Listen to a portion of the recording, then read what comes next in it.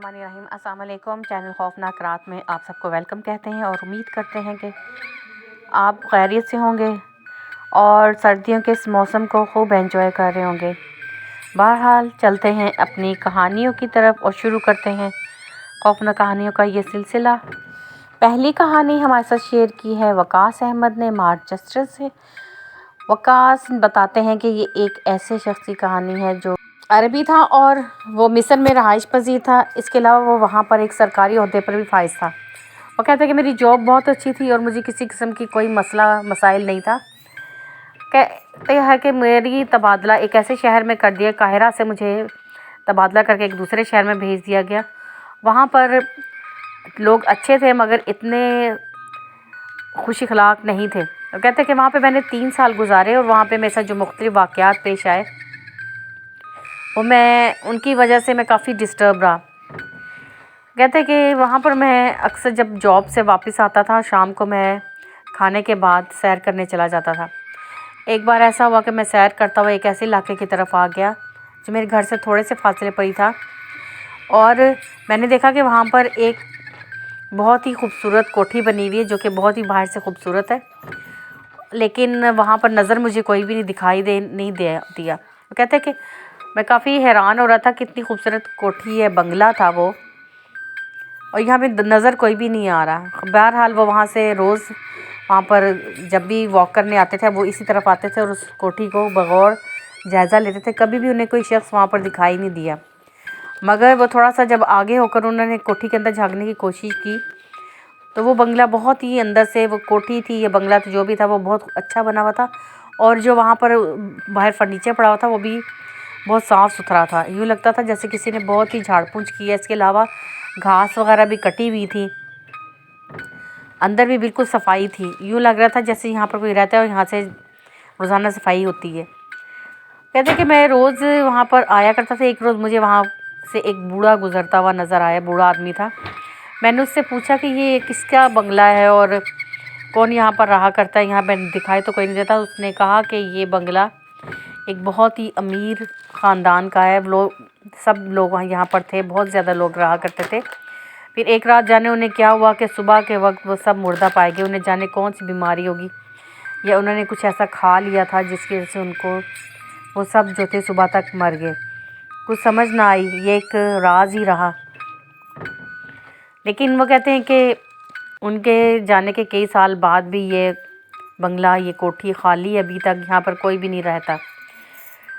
वो कहते हैं कि वो शख्स कहता है कि मैंने वहाँ पर वापस आ गया और उसके बाद भी मैं कई हफ़्तों तक वहाँ पर इसी तरह से घूमता फिरता था और देखता था कि शायद कोई सफाई करता हुआ ही नज़र आ जाए, मगर वहाँ पर कोई भी नहीं आता था। एक रोज़ उसने सोचा कि मैं इसके अंदर जाकर देखता हूँ कि अंदर क्या है, शायद कोई अंदर मुझे मिल जाए। उसने कोठी के दरवाजे के करीब आके हल्का सा उसको धक्का दिया तो कहता है कि वो हल्की सी आवाज़ के साथ खुल गया। इसके बाद वो अंदर दाखिल हो गया और उसने देखा कि वहाँ पर कोई भी नहीं है। बहरहाल वो घूम रहा था उस बंगले के, उस कोठी के इर्द गिर्द वो घूमता हुआ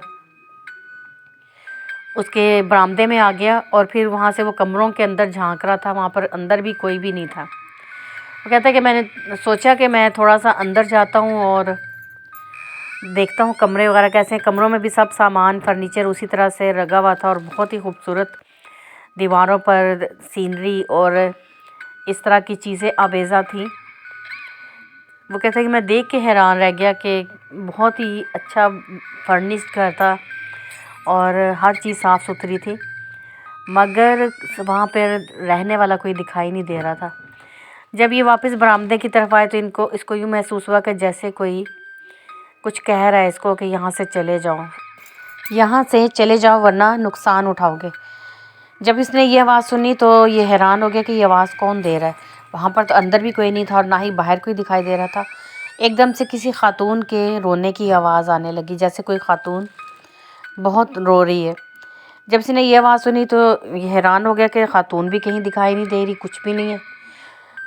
फिर इसने सोचा कि मैं अंदर जाकर दोबारा से देखता हूँ, लेकिन जाने क्या ख्याल आया कि इसने कदम बाहर के दरवाजे की तरफ बढ़ा दिए। वो कहता है कि मुझे यूँ लगा कि जैसे कोई कदमों की चाप मेरी तरफ आ रही है और बहुत तेज़ी से वो जो भी था वो बहुत तेज़ी से चलता हुआ उस शख्स की तरफ आ रहा था। वो कहता है कि मैं जल्दी जल्दी दरवाजे की तरफ बढ़ा और जैसे ही मैं दरवाजे से बाहर निकला और मैंने पीछे मुड़ के देखा तो वहाँ पर एक बहुत दराज कद की बुर्का पोश खातून मुझे खड़ी हुई नज़र आई, जो कुछ देर खड़ी होकर दरवाजे के पास मुझे देखती रही और उसके बाद वो वहीं पर गायब होगी। वो कहते हैं कि ये कहानी, ये जो वाक़या में सब पेश आया था, वो मेरे जहन में जैसे खुब के रह गया। मैंने 3 साल वहाँ पर गुजारे, मगर उसके बाद मैं दोबारा कभी इस बंगले, इस कोठी की तरफ मैं नहीं आया और मैंने उस तरफ कोशिश भी नहीं की मैं दोबारा उस तरफ जाऊँ। ये कहानी हमारे साथ वकास अहमद ने शेयर की है मैनचेस्टर से। बहुत शुक्रिया वकास भाई, आपकी स्टोरीज़ हमेशा बहुत अच्छी होती हैं और अब भी आपने बहुत ही खौफनाक और बहुत ही अच्छी स्टोरी हमारे साथ शेयर की। वंस अगेन बहुत शुक्रिया।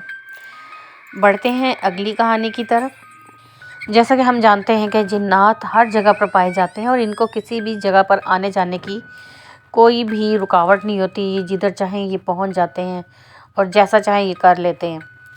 मगर हम जैसा सोचें कि हम लोग इनको अपनी आँखों से देख सकें तो ऐसा नहीं हो सकता, मगर इनकी हरकत और सकनात और जो ये चीज़ें हमारे साथ, जो वाक़यात हमारे साथ पेश आते हैं, वहाँ से हमें इनके मौजूद होने का सबूत मिलता है। कुरान पाक में भी इनकी मौजूदगी का वाज़ेह ज़िक्र किया गया है और हम बिल्कुल कुरान पाक की हर बात पर पूरे दिल और पूरे ईमान के साथ सच्चाई से यकीन करते हैं कि जिन्नात मौजूद हैं इस दुनिया में, मगर हमें इनकी मौजूदगी का इतराफ़ नहीं होता जब तक कि ये ख़ुद को हम पर ज़ाहिर ना करें। इसी तरह की एक कहानी हमारे साथ शेयर की है हुमैरा ने सऊदी अरब से। हुमैरा कहती हैं कि हम नए नए सऊदी अरब आए थे और हमें जो फ़्लैट मिला था वो दूसरी मंजिल पर था। बिल्कुल हमारे घर के सामने एक और फ्लैट था, मगर वो खाली था। वो कहती हैं कि हम लोग जब इस घर में आए और इधर हमने अपनी चीज़ें वगैरह सेट की, सामान वगैरह सेट करके हम लोग वहाँ पर रहने लगे, तो हमें बिल्कुल नहीं मालूम था कि सामने वाला जो मकान है वो खाली है। वो कहती हैं कि पहली रात थी तो हम लोग सोने के लिए लेट गए, काफ़ी थके हुए थे, सामान वगैरह सेट किया, शिफ्ट किया था और सारी चीज़ें सेट करके हम लेट गए। सोच रहे थे कि खाने के लिए कुछ मंगवाया जाए कि हम दोनों सो गए, मैं और मेरे हस्बैंड। कहती कि बिल्कुल सामने वाले घर से कोई आया और आके उन्होंने नॉक किया दरवाज़ा।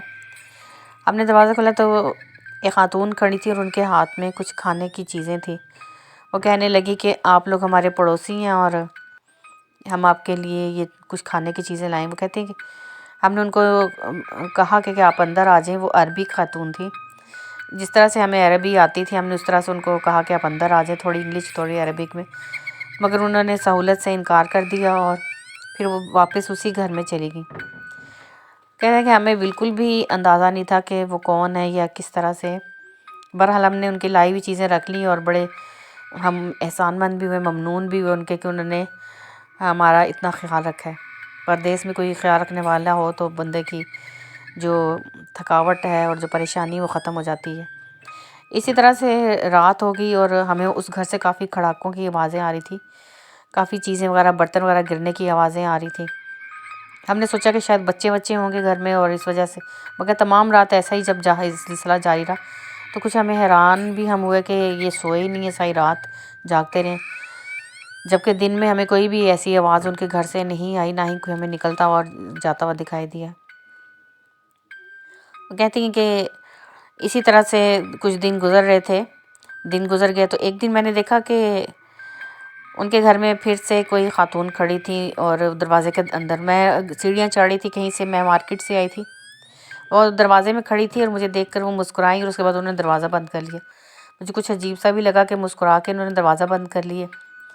बहरहाल मैं अपने फ़्लैट की तरफ चली गई और जैसे ही मैंने अंदर जाके दरवाज़ा अपने फ़्लैट के बंद किया तो मुझे यूँ महसूस हुआ कि वो दोबारा से फ़्लैट का दरवाज़ा खुल गया और मुझे बड़ा हैरत हुई कि ये कैसी बात है कि मैं जब आ रही थी तो इन्होंने दरवाज़ा बंद कर लिया और जब मैं अंदर आ गई हूँ और मेरे से बात भी नहीं इन्होंने की है तो मैं अंदर आई हूँ तो पीछे से फिर दरवाज़ा खोल के खड़ी हो गई हूँ। कुछ अजीब सा मुझे महसूस हुआ कि कैसे लोग हैं। मैं अपने काम काज में मसरूफ़ हो गई हूँ। कहती हैं कि एक रोज़ मैं घर में काम कर रही थी तो मुझे ऐसा लगा कि हमारे घर की जो बैल्कनी थी वहाँ पर कोई है। मैं जब बैल्कनी की तरफ गई मुझे वहाँ पे कुछ खड़ाके की आवाज़ आ रही थी, तो मैं हैरान हो रही थी कि ये इस मंजिल पर इतनी ऊंचाई पे कौन आ सकता है। और बाहर का दरवाज़ा तो बिल्कुल बंद था। जब मैं बालकनी की तरफ गई तो मैंने देखा कि वो खातून हमारी बालकनी में खड़ी थी।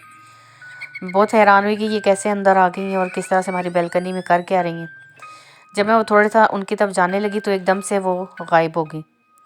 मैं बहुत ज़्यादा खौफज़दा हुई कि ये वो किधर चली गई, ये कैसे हो सकता है कि वो यहाँ पर खड़ी थी और गायब हो गई। फिर मैंने सोचा कि शायद काम की ज़्यादती की वजह से मुझे थकावट होगी और मुझे ऐसे हेवले नज़र आ रहे हैं। बहरहाल मैंने जब मेरे हस्बैंड आए तो उनसे ये बात की तो कहने लगे कि तुम रेस्ट किया करो, बहुत ज़्यादा काम करने की वजह से तुम्हें ये मसले हो रहे हैं, ज़हनी तौर पे तुम तनाव का शिकार हो, तो तुम्हें रेस्ट करना चाहिए। मैं ये सोच सुनकर तो मैं खामोश हो गई, मैंने कोई बात नहीं की। अगले रोज़ रात को हम लोग दोनों सो रहे थे तो मुझे यूँ महसूस हुआ कि हमारे जो किचन है वहाँ पर कोई काम कर रहा है, कोई जैसे बर्तन खटकने की आवाज़ें आ रही थी। मेरे लिए काफ़ी हैरान होने की वाली बात थी। मैंने अपने हस्बैंड को भी जगाया कि देखें हमारी किचन में कौन है, जबकि बाहर का दरवाज़ा तो बिल्कुल बंद है। मेरे हस्बैंड कहने लगे तुमने दरवाज़ा वाकई में सही से बाहर का दरवाज़ा बंद किया था? मैंने कहा हाँ बिल्कुल ऐसा ही है। वो कहते हैं कि तुम अंदर ही रहो और मैं देखता हूँ। उन्होंने दरवाज़ा कमरे का कहा कि बंद कर लो अच्छी तरह से, मैं देख कर आता हूँ। मेरे हस्बैंड जब किचन की तरफ गए तो वो एकदम से उन्होंने मुझे आवाज़ें देना शुरू कर दी। जब मैं उधर निकल के कमरे से उनके पास गई तो वो कहते हैं कि मैं जब आ रहा था तो मैंने उसी खातून को अपने घर के किचन में खड़े हुए देखा और वो वहाँ पर हमारी फ्रिज के अंदर हमने गोश्त लाकर फ्रीज़ किया होता है, वो वहाँ से गोश्त निकाल के उसकी कटिंग कर रही थी और मैंने देखा कि वाकई स्लैब के ऊपर गोश्त कटा हुआ और वो एक छुरी भी पास ही पड़ी थी और वो खातून वहाँ से गायब थी। हमारे लिए बड़ा अजीब मामला था ये। अगले रोज़ हम लोगों ने नीचे वाले जो ग्राउंड फ्लोर पे रहते थे उन साहब के साथ बात की तो वो हमने कहा कि ये खातून जो है ये किस किस किस्म की हैं, कभी हमारी गैलरी में नज़र आती हैं, कभी हमारी किचन में नज़र आती हैं। और सारा उनको बताया कि सीढ़ियों में खड़ी हुई थी और मुस्कुरा कर दरवाज़ा बंद कर लिया, जब अंदर चले गए तो फिर दरवाज़ा खोल लिए। ऐसी बातें तो कहने लगे आप किस खातून की बात करें, ये फ़्लैट तो कई सालों से खाली पड़ा हुआ है। ये सुनकर हम दोनों बहुत हैरान हुए और परेशान भी कि हमने तो उन खातून को ख़ुद से देखा है। इस पर वो साहब कहने लगे कि इस फ्लैट में बहुत दफ़ा लोग आए हैं मगर एक एक दो दो दिन से ज़्यादा कोई भी नहीं रह सका। यहाँ तक कि जहाँ पर आप रहते हैं उस फ्लैट में भी कोई भी नहीं रह सकता, क्योंकि ये जो फ्लैट है ये हॉन्टेड है। यहाँ पर जिन्नात का मौजूदगी का वाज़े सबूत मिले हैं और वो जिन्नात ही लोगों को अपने घर यहाँ पर रहने नहीं देते। इसके अलावा इस पूरी मंजिल पर उन जिन्नात का बसेरा है, वो कहीं पर भी नज़र आ जाते हैं और अपने आप को ज़ाहिर कर देते हैं। ये सुनना था कि हम दोनों के पैरों के नीचे से ज़मीन निकल गई। इसका मतलब वो खातून जो हमारे पास आई थी वो उन्हीं में से थी।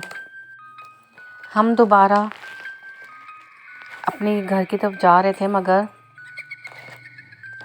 इस कदर हम खौफज़दा थे कि अब हमारा दोबारा अपने घर जाने को जी नहीं चाह रहा था। बड़ी मुश्किल से हम सीढ़ियाँ तय करके ऊपर चढ़ रहे थे कि हमने देखा कि दोबारा से उस फ्लैट का दरवाज़ा खुला और वही खातून सीढ़ियों के पास खड़ी हुई थी। अब की बार उसने हमें देखकर मुस्कुराहट एक पास की, मगर हम दोनों का बुरा हाल था और हम लोग उसके करीब भी से गुज़रना भी नहीं चाह रहे थे। हमने दिल ही दिल में आयतुल कुर्सी पढ़ना शुरू कर दी और फिर वो खातून वहाँ से गायब हो गई। हम लोगों ने उसी शाम वो घर छोड़ दिया और एक दूसरे फ्लैट में हम शिफ्ट हो गए। बहुत ही खौफनाक स्टोरी थी आपकी। अल्लाह ताला हम सबको ऐसी मखलूक़ात से महफूज रखे और अल्लाह ताला हम सब पर अपना करम और अपनी रहमत बनाए रखे, आमीन। उम्मीद है कि आज की स्टोरीज़ आप लोगों को पसंद है। आपको हमारी स्टोरीज़ पसंद आए तो प्लीज़ हमारे चैनल को सब्सक्राइब करें। स्टोरीज़ का नोटिफिकेशन हासिल करने के लिए प्लीज़ बेल आइकॉन का ज़रूर प्रेस करें। फिर किसी नई स्टोरी के साथ आपकी खिदमत में हाजिर होंगे, मगर जाने से पहले आपसे ये ज़रूर कहेंगे कि प्लीज़ अपना फ़ीडबैक हमें दें। अगर आपको हमारी स्टोरीज़ पसंद नहीं आती तो कम से कम डिसलाइक का बटन ही प्रेस कर दिया करें, मगर प्लीज़ ऐसे मत छोड़ा करें। आप लोगों से बाबा हमारी रिक्वेस्ट है कि आप अपना फ़ीडबैक हमें ज़रूर दिया करें। आपके फ़ीडबैक जैसा भी होगा हमारे लिए काबिल एहतराम है। अपना बहुत सा ख्याल रखें और अल्लाह ताला से बहुत सी दुआएं करें और अपनी कीमती दुआओं में हमें भी याद रखें। टेक केयर, अल्लाह हाफिज़। Thanks for listening and keep listening our story.